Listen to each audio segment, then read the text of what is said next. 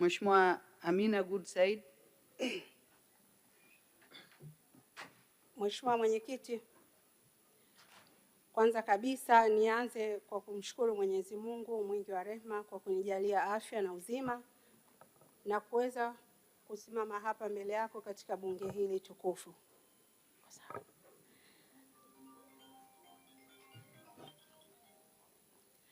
Naomba pia nimshukuru kwa dhati ya moyo wangu Rais wa Jamhuri ya Muungano wa Tanzania na Mwenyekiti wa Chama cha Mapinduzi Daktari Samia Suluhu Hassan kwa heshima kubwa alionipa yeye pamoja na vikao vyake vyote vya uteuzi na kunipa dhamana ya kugombea na hatimaye kuchaguliwa na kuwa mbunge wa viti maalum mkoa wa Dar es Salaam. Vile vile nitakuwa mtovu wa fadhila nisipowashukuru wanawake wa mkoa wa Dar es Salaam kwa kuweza kunichagua kuwa mwakilishi wao katika bunge hili la Jamhuri ya Muungano wa Tanzania. Mheshimiwa Mwenyekiti, naomba nijielekeze katika hoja iliyopo mezani ya Wizara ya Maendeleo ya Jamii, Jinsia na Makundi Maalum kama ifuatavyo. Mheshimiwa Mwenyekiti, kwanza kabisa naomba waheshimiwa wenzangu wote tujue kwamba hichi tunachochangia humu ndani ni kitu ambacho kinagusa maisha yetu sisi wote. Tusiongee vitu kwa mihemko. Tusiongee vitu tunatolea mfano maisha yetu halisi. Tutolee mfano wa vitu ambavyo vinaendelea sasa hivi katika jamii. Niwaombe sana waheshimiwa wenzangu, sisi wote humu ndani tunakubali kwamba tumetokana na mama, lakini leo anasimama mheshimiwa mmoja anakaa kumdhihaki mama. Kwa hilo kwa kweli tunamuomba sana mihemko yake iishie huko huko. Hii sio sehemu ya kiki wala sio sehemu ya kutafuta mihemko. Hii ni sehemu ambayo tunachangia bajeti ambayo iko mbele yetu. Bajeti hii ni kubwa. Hii bajeti imemgusa mwanamke, bajeti hii inamgusa mzee, bajeti hii inamgusa kijana, inamgusa mtoto. Kuna vitu vingi vya kuchangia vya mmomonyoko wa maadili. Kwa hiyo niwaombe sana waheshimiwa wenzangu, tunapochangia bajeti hii tuende kugusa kwenye vitu muhimu. Pili, naomba niweze kugusa kwenye swala la kuimarisha mafunzo na ujasiriamali na matumizi ya teknolojia kwa wanaoishi vijijini. Mheshimiwa Mwenyekiti, nimuombe sana mama yangu Dorothy Gwajima.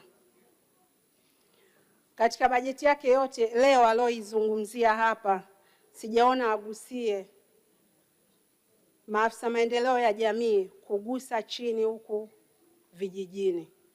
Hali inazidi kuwa mbaya. Mmomonyoko wa maadili umezidi kuwa mkubwa sana.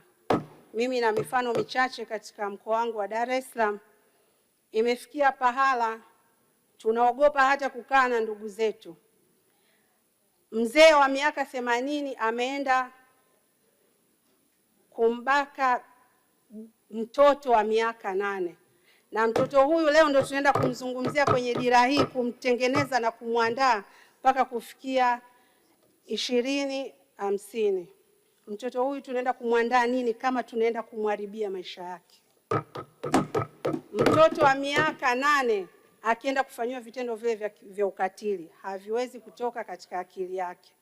Nikuombe sana mama yangu, maafisa maendeleo ya jamii waweze kufika mpaka huko chini ili waweze kutusaidia. Hali sio nzuri. Pili, ni kuombe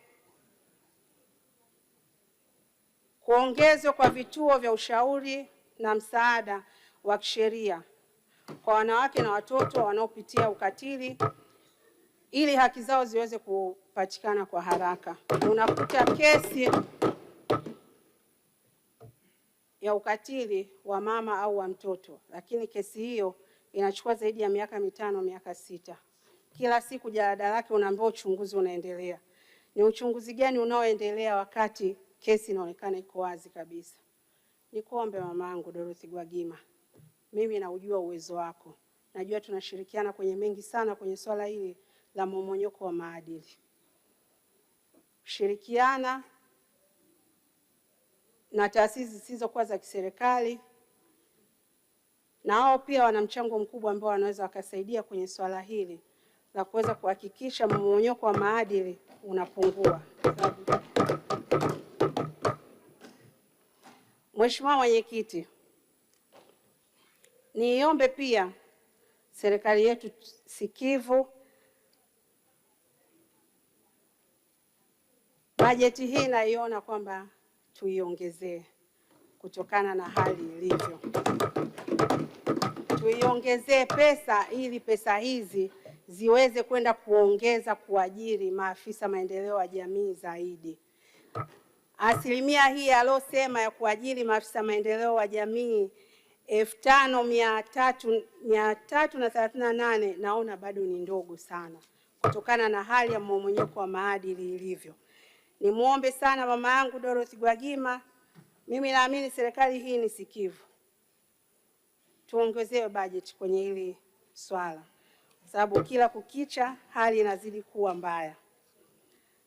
Vile vile, Mheshimiwa Mwenyekiti, naomba nimalizie kwa kuipongeza serikali kwa kuendelea kuimarisha sekta ya maendeleo ya jamii ambayo ndio msingi na ustawi wa familia, wanawake, vijana, watoto nchini.